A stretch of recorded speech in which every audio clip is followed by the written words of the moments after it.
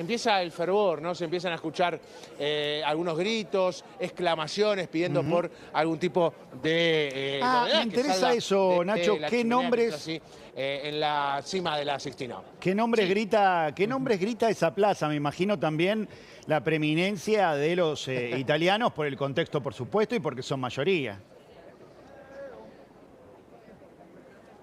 Bueno, la mayoría son italianos, pero Roma está atestada de turistas de todo tipo. Hay muchos orientales, hay muchos españoles también que se acercan debido, por supuesto, a la cercanía, ¿no? Aquí en Europa todos están muy cerca, a pocas horas en un avión, a pocas horas en un tren. No se gritan nombres, la verdad que no, porque en el medio de esta algarabía, por así decirlo, también se trata de tener respeto, ¿no? Muchas personas incluso rezando, muchas personas también en silencio, mirando al suelo, otros mirando hacia la chimenea, que en instantes nada más prometió el Vaticano que iba a ser cerca de las 19 horas. Las miradas están puestas, por supuesto, allí en la chimenea. Horas de... Y en esta votación que comenzó, Maxi, puntual. 16:30. 19 horas de Roma, que son las 2 de la tarde en Argentina, por esas 5 horas de diferencia. O sea que estamos a nada, a un ratito, a 15 minutos en tus perspectivas de que podamos llegar a ver justamente por esa chimenea, ver salir el humo negro. Jan. Nacho, por lo que estábamos viendo, las diferentes cámaras, tanto Jonathan Cot como Fabio Soria, está completamente repleto la Plaza San Pedro y los alrededores. Nacho, ¿van a hacer una suerte de vigilia? ¿La gente puede pasar la noche allí o tienen que entrar y salir del perímetro durante el día? No, no hay ningún tipo de impedimento, Jan, ¿cómo estás? No hay ningún tipo de impedimento, los fieles pueden acercarse aquí a la plaza en el momento que lo deseen. Nos contaba un detalle hace minutos nada más, Guillermo Marcó, con quien hablábamos, un especialista en derecho canónico, que la verdad de esto sabe y mucho, mucho más de cualquiera de los que estamos aquí trabajando, eventualmente, porque la verdad es que nos toca eventualmente estar haciendo la cobertura, tanto a mí como a muchos de los medios internacionales que se encuentran aquí. Guillermo nos planteaba esto de que ha habido cambios desde Juan Pablo II hasta aquí en el derecho canónico. Uno de esos cambios marca que luego de la fumata, supongamos que fumata blanca, uno de los cambios que marca es que tras la fumata blanca habrá campanazos en la ciudad de Roma. No aclaró exactamente cuántos campanazos ni por cuánto tiempo, pero esos campanazos funcionan como un llamado a Roma. Claro. Ese llamado a Roma para que se acerque a la plaza. ¿Eso se hacía siempre, Nacho? Saldría el nuevo Papa a un balcón quizás con una plaza a medio llenar. No, eso arrancó a partir de Juan Pablo II. Juan Pablo II hizo muchas modificaciones a lo que fue al derecho canónico y por supuesto también a lo que son los protocolos a la hora de terminar, recibiendo al nuevo Papa, ¿no? Que saldrá por ese balcón central que por supuesto en estos momentos también lleva las miradas de muchos de los que están aquí. Yo les comentaba que había comenzado completamente en punto el cónclave con ese llamado al Espíritu Santo, ¿no? Espíritu Santo, ven a mí, es lo que cantaba esta música sacra, esta canción que menciona a cada uno de los santos, ¿no? Dice San Pedro, San Pablo, San Lucas, va mencionando a cada uno de los santos y en el estribillo dice Espíritu Santo, ven a mí. La verdad que esa música te queda retumbando en la cabeza, es imposible no seguir tarareándola internamente. Yo antes decía que se convierte en un momento, la verdad, en un momento que uno vive internamente de una forma especial. Lo digo de una forma especial porque al mismo tiempo que suena la música en los parlantes, recientemente instalados en la Plaza San Pedro, muchos de los asistentes aquí en la plaza también la van tarareando al mismo tiempo, ¿no? Entonces, como una especie de mantra, ¿no? En ese sentido. En esa melodía y al mismo tiempo ver la procesión de los sacerdotes es muy fuerte, es un mantra, totalmente, Maxi. Entrás en una especie de mantra constante que seguramente va a ser lo que vamos a ver durante estos días que pueda llegar a durar, ¿no? Porque lo que hoy vimos, esta procesión que va de la Capilla Paulina hacia la Capilla Sixtina, se va a repetir mañana y se va a repetir mañana por la mañana y mañana por la tarde también. Y seguramente si sigue el viernes, el sábado, el domingo. Atención a este dato, sí, lo mencionabas vos recién, también lo había adelantado Elisabetta Piqué con muy buena información, por supuesto la mejor información la tiene Elisabetta Piqué, la corresponsal de Diario de la Nación y por supuesto también quien nos da una colaboración importante a La Nación Más. Que además ella mencionaba el hecho de que los cardenales prácticamente no se conocen. Los cardenales están tratando de empezar a conocer sus nombres, incluso también tratar de entenderse con la diferencia de idiomas y eso podría llevar a que el cónclave se extienda ¿qué te dice? Quizás 48 más de lo que uno preveía. Bueno, es que de esto 48 hablaba horas Elisabetta, más, ¿no? Digo, su pareja además es un gran papólogo, con lo cual ahí tenés una pareja que sabe, de las que más sabe, Nacho. ¿no? Sobre lo que tiene que ver justamente Sí. con el análisis del Vaticano, y hablaba Elisabetta de esta dispersión de votos y de un Pietro Parolin que es el favorito, ¿no? En las encuestas y en las apuestas, si querés, hablando también en términos deportivos, pero que no termina de concertar tras de sí todas las voluntades porque le falta la pata pastoral, eso quería decir, la pata pastoral, ¿no? El poder ser, además de un gran Exacto. CEO de la Iglesia, quien transmita el mensaje divino, ¿no? Quien contagie de la misma manera que te contagiaste vos recién al escuchar esas prédicas, esos cantos allí en la plaza. Sí, quizás hablando mal y pronto, Maxi, hablando un poco de falta de carisma, ¿no? Carisma que ha tenido Francisco, carisma que ha tenido Juan Pablo II, que, bueno, muchos no se la veían a Benedicto, que fue un sumo pontífice que quizás marcó una distancia. Y, a ver, ¿por qué decimos esto? Porque vimos en Francisco esas diferencias que había con Benedicto, ¿no? Con Francisco vimos, Francisco que iba caminando a Santa María Mayor, a la iglesia donde hoy descansan sus restos. Vimos un Francisco que permitía a las personas en situación de calle dormir dentro de lo que es la Plaza San Pedro. Vimos un Francisco que le entregó carpas, vimos un Francisco que les permitió ducharse, que les daba un plato de comida, vimos un Francisco que se acercó a las afueras de Roma a estar con las personas en situación de calle, también con las personas con las personas homosexuales y las personas también del colectivo trans, a las cuales Francisco recibió, les dio un plato de comida, las fue a visitar a su circo, a las afueras también aquí del Vaticano. Eso marca la diferencia con lo que quizás fue el papado. Bueno, marcó una diferencia con el papado de Ratzinger. Y ahora también Sí. ver esa diferencia es lo que quizás te hace pensar que puede llegar a ser así otra vez, ¿no? Y que quizás también marca una diferencia con un ala de la Iglesia, sobre todo la referenciada en África, ¿no? Que dice, ojo con los inmigrantes en Europa, ojo con una Europa que se desperfiló, con una Europa que antes representaba, de hecho, el centro a la derecha en la Iglesia y que hoy, por el contrario, y en función de lo que hablábamos antes en la previa con vos, de una Iglesia que hoy, por el lado europeo, quiere transformaciones, quiere curas que se puedan casar, quiere que se puedan ordenar mujeres también en la Iglesia, algo que en algún momento había promovido también el Papa Francisco, especialmente con la Amazonia, y que luego justamente quienes lo resistían no le permitieron llevarlo adelante. Bueno, el único, uno de los nombres, quizás el único oficial que se podría decir es el del arzobispo de Malta, que fue puesto sobre la mesa en estas 12 reuniones de cardenales previas al día de hoy.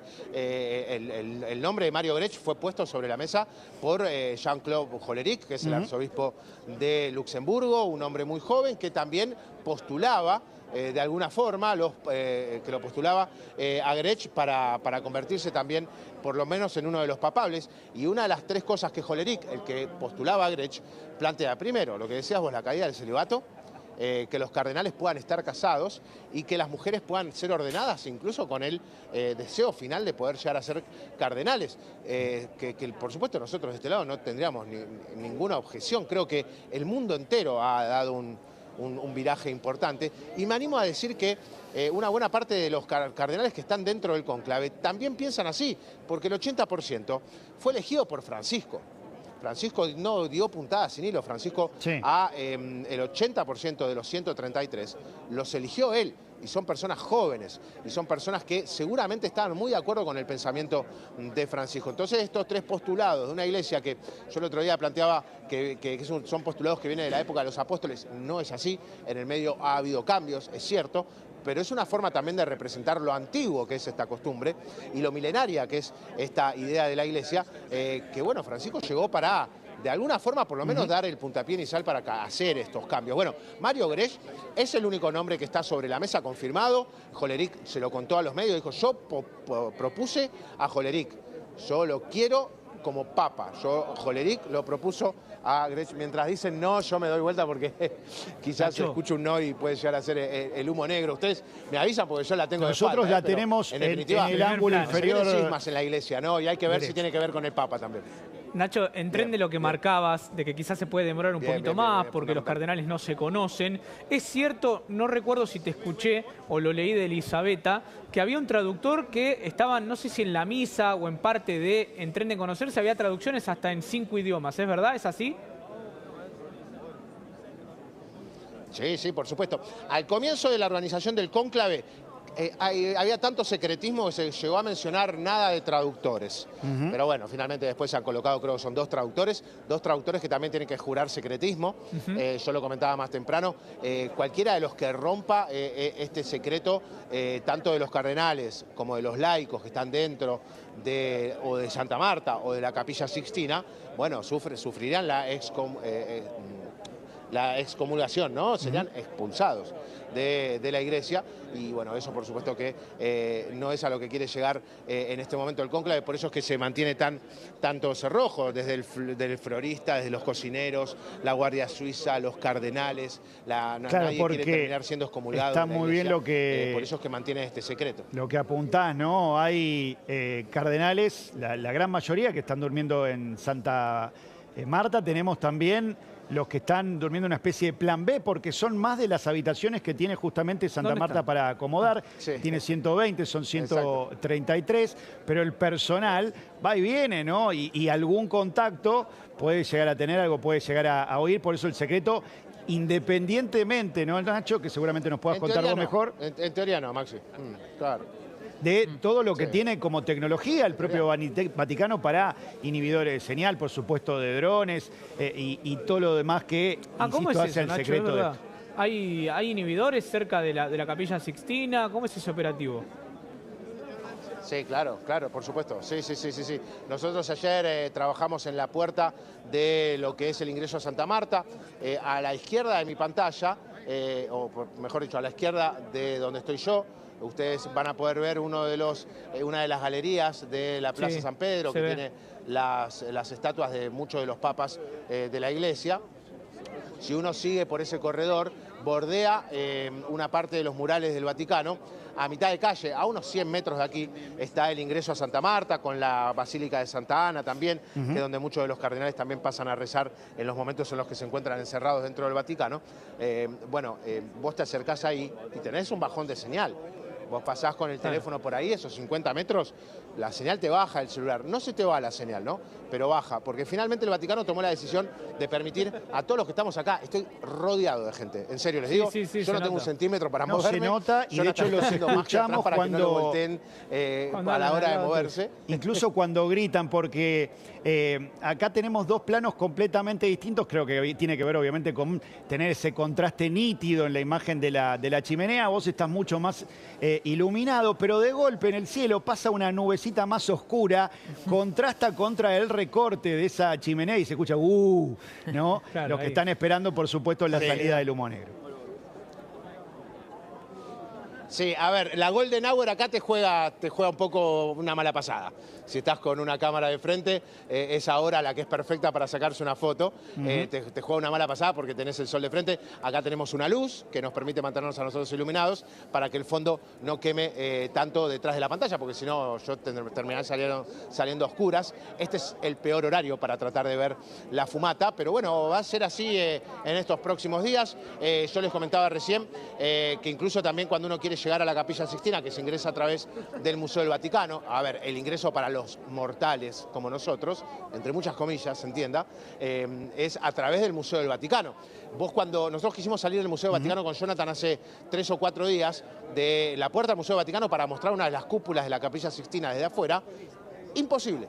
Imposible la señal, imposible tratar de levantar la señal de la mochila, inclusive difícil tratar de levantar la señal de las antenas satelitales. No, incluso Contamos con te una de nosotros, percibimos... gracias a la antena satelital también es una de las cuestiones por las que estamos en vivo, ¿no? Claro, te percibimos con alguna leve interferencia, tiene que ver obviamente con lo estresado que están justamente esas frecuencias. La voy a sumar ya desde la redacción de La Nación a Julieta Nazó, nuestra especialista en temas internacionales, también para analizar junto a ella este cónclave que ya arrancó. Julieta, ¿cómo estás? Perdón. Con tos. Juli, ¿estás ahí? ¿Nos escuchás? Sí, sí. Ahí estamos con algún... no me parece que no tiene justamente el retorno, sí. Mientras vemos justamente ese plano de, como bien decía Nacho recién, de ese atardecer, las palomas, el techo de la Capilla Sixtina y esa chimenea que se instaló una semana atrás cuando terminaba el periodo de luto tras el fallecimiento del Papa Francisco. La rosca ha empezado desde mucho, claro. Nacho, ¿cómo sigue el clima entre aquellos que no participan del cónclave? El viernes instaló la chimenea y la estufa el mismo día. ¿Cómo sigue el clima entre los cardenales que no participan del cónclave? Los que no participan del cónclave, sí. Está caliente, te digo, porque la realidad es que ha habido declaraciones de algunos de los cardenales que lo cierto es que no han sido para nada agradables, porque han llegado a hablar de la corrida de dinero a la hora de la suma de voluntades para tratar de votar a uno u otro cardenal. A mí me dijeron cardenal que no ha caído nada Kikuchi. bien las declaraciones del cardenal Kikuchi. Exacto. Kikuchi, el arzobispo de Tokio, cardenal japonés, quien aquí mismo, a pocos metros de acá, la prensa le mencionó que pese a que cree que no había política, cuando le preguntaban si creía que había política, la pregunta iba por el lado, ¿se mete la política tradicional a la hora de la elección de un papa? Y él dice, no, por supuesto que no, queriendo decir, no se va a meter, Giorgia Meloni no se va a meter en la elección. Y le preguntan, ¿y el dinero? Bueno, el dinero sí. El dinero, me diste dos pies porque... este tipo de cosas. Y eso generó mucho enojo. El primero que tiene que ver con la política, el propio Donald Trump durante el fin de semana se mostraba a sí mismo con una imagen de Papa y después la película Cónclave, donde hay específicamente uno de los cardenales que hace uso de la billetera proveniente justamente de una iglesia estadounidense para tratar de influir en este cónclave. Ahora sí vamos a la redacción de La Nación. Juli, ¿cómo estás? Hola Maxi, ¿cómo andan todos? Muy Hola bien. Nacho también. Ahí estamos con un poquito de delay con Nacho también. Juli, contanos un poco, repasemos cómo se va y cómo se está desenvolviendo este cónclave allí en la Capilla Sixtina. Sí, lo que está pasando en estos momentos, por lo menos hasta que la fumata nos diga lo contrario, ¿no? Mientras tanto, tenemos que creer que esto es lo que está pasando adentro, que es básicamente un proceso que es secreto, que se escribe a mano. En realidad, vamos a repasar cómo son los 133 cardenales, qué es lo que tienen que hacer. Están todos sentados como en dos costados distintos, están enfrentados. Ahí reciben un papel donde tienen que escribir de la manera en que más irreconocible posible, es decir, para que la gente no sepa quién está emitiendo ese voto, el nombre del cardenal que ellos creen que debe ser el próximo papa. Se acercan a la mesa principal donde está la famosa urna y dejan el voto en un platito y lo meten adentro de la urna. Cuando están los 133 votos... El papelito Maxi, además tiene un membrete, o sea, no es un papelito que se pueda duplicar, nadie puede aparecer con papelitos extra, para decirlo claramente. Exactamente, sí. Tiene un membrete, una inscripción y ahí cada uno escribe el nombre del cardenal que ellos están votando. Después sí lo que hacen es mezclar todos esos votos también para que no se sepa cuál fue el último, cuál fue el primero. Y ahí estamos viendo dentro de la Capilla Sixtina, como te decía, están enfrentados y ahí al frente ves que está la famosa mesa donde están los escrutadores, por decirlo de alguna manera. Son 9 cardenales que tienen distintos roles dentro de este proceso y una vez que están los 133 votos adentro de esa urna y después de que lo mezclaron, ahí sí los empiezan a leer. Ahí estamos viendo, bueno, las 9 personas que te decía son 3 escrutadores, los que cuentan los votos, 3 enfermeros, los que van trasladando los votos o se acercan a aquellos que no se pueden acercar para emitirlo, y los revisores, ¿no? Los que tienen que ver que efectivamente se estén contabilizando bien. Sería como una especie de fiscal de mesa. Exactamente. Y una vez que tienen los 133, los van leyendo en voz alta y los van uniendo a todos con una aguja que después ahí es donde quedan los 133 votos. Y si hay una mayoría de 2/3, recordemos acá que es algo que venimos diciendo, pero es lo más importante para seguir este tipo de procesos, el número mágico, ¿no? ¿A qué número tienen que alcanzar? Los 2/3 de los presentes, es decir, 89 votos tiene que tener un cardenal para convertirse en el próximo papa. Si alguien llega a los 89 votos, se juntan esos papeles, se mete en la famosa chimenea con un químico que va a hacer que salga la famosa fumata blanca. Maxi, en cualquiera de los casos se queman, ¿no? Se queman, ya sea negativa, se queman con un reactivo que da negro y si es positiva, por supuesto, con uno blanco. Exactamente. Recordemos que a partir de mañana van a haber 2 votaciones a la mañana y 2 a la tarde. Después de esas 2 votaciones es que se hace la fumata blanca o, la fumata negra. En caso de que en alguna de esas votaciones salga un papa, no importa si es la primera o la segunda, ahí sí se da a conocer la fumata blanca al mundo. Después, obviamente, viene todo un proceso. En caso de que se elija un papa, se le pregunta a ese cardenal, en primer lugar, si acepta ese rol, y en segundo lugar, qué nombre quiere adoptar, así como Bergoglio se transformó en Francisco en 2013, ¿no? Exactamente, exactamente.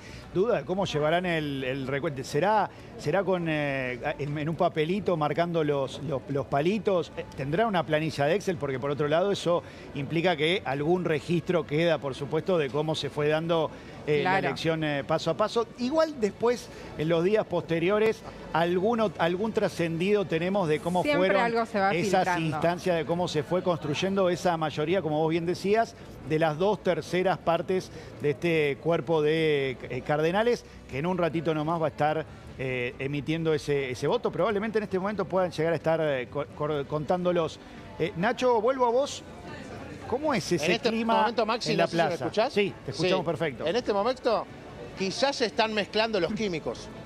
Quizás se están mezclando los químicos, ¿sí? Por supuesto hay compuestos de determinada procedencia que lo convierten en negro el humo, y cuando querés que sea blanco son otros compuestos químicos. No los recuerdo de memoria ahora, no me voy a meter en esa camisa de 7 balas. Pero bueno, es cierto que, por supuesto, Jonathan me dice en instantes.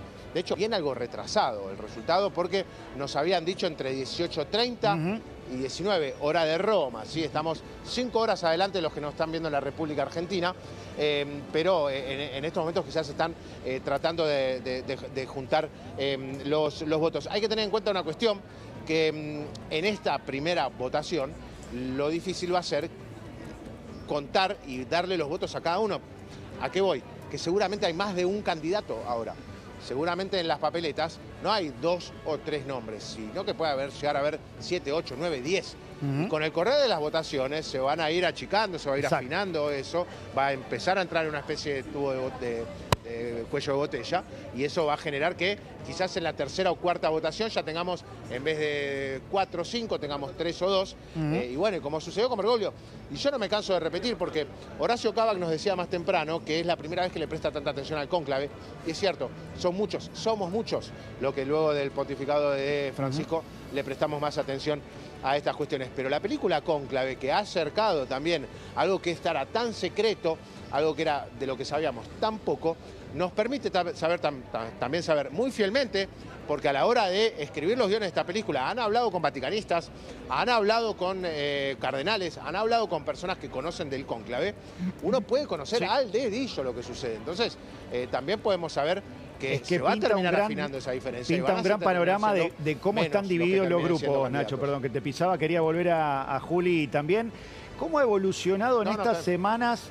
Claro. Juli, te pregunto, justamente ese poroteo, esa rosca en el Vaticano, porque al principio parecía muy inclinada por el lado de los italianos y han perdido fuerza, por lo menos según lo que da cuenta la prensa especializada y muy concretamente incluso la italiana, y empiezan a aparecer otros nombres. Por el lado de América también, o sea, podríamos llegar a tener un segundo papa americano, lo cual sería obviamente todo un batacazo, pero también por el lado de otros europeos, quizás de rango medio, no tan progresistas como los que aparecían en una primera instancia. Bueno, es muy interesante eso, Maxi, porque pensemos que el Papa Francisco murió el 21 de abril y desde entonces obviamente se está hablando de la famosa sucesión, y como vos decís, fueron cambiando los nombres que vamos escuchando. Siempre Parolin está ahí porque obviamente era el número 2 del Papa y es el candidato que en cierto punto quiere imponer, o la campaña que está haciendo la prensa italiana se encolumna detrás de Parolin, pero más allá de Parolin, que es un nombre también más conocido por haber estado siempre al lado del Papa Francisco, sí fueron surgiendo otros nombres, y fueron incluso algunos que surgían y después bajaban. Por ejemplo, Tagle, el filipino, fue un nombre que se mencionó mucho al principio, después un poco se desvaneció, se sigue mencionando. Por el lado de Tagle lo termina relegando. Esas imágenes que veíamos de él cantando, casi un En Mauricio parte Macri eso y también cantando... el escrutinio un poco también. Cuando se menciona tanto un nombre, se empieza a mirar un poco o a escarbar un poco y también empiezan a salir las denuncias o las irregularidades que hubo en Cáritas Internacional cuando él estuvo a cargo. Entonces, bueno, es lo que pasa cuando ya pasan muchas semanas y un nombre sigue estando en danza, ahí obviamente se empieza a escarbar un poquito más.